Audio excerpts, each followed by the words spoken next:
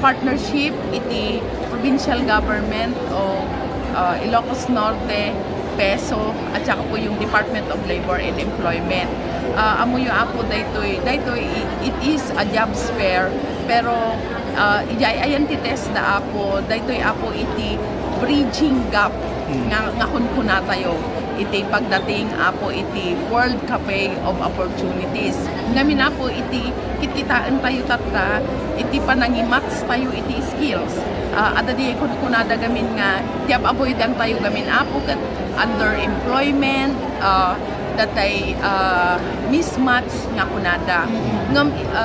Ngam iti technical vocational education and training ada apo jay makunkunang aramidan tayo tapno no kasta mapababa tayo di jay ken level up apo iti aramidan tayo.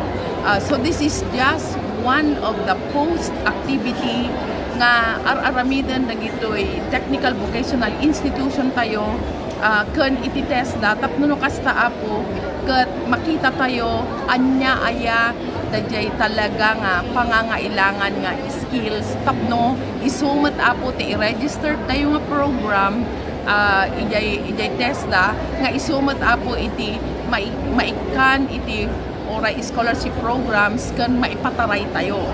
Tapos meron din po para talagang tuloy-tuloy datay kunada nga maited amin no anya ti pangangailangan ada apo ti aramidan tayo nga area-based demand-driven. So nga ti araramidan tayo apo, kitaan tayo, anya aya dagijay provincial skills priorities. Nga andakin niya tayo, and then every time araramidan tayo, so that daytoy nga survey, daytoy nga maararamid kat isumat apo ti maited tayo kadagitoy industries.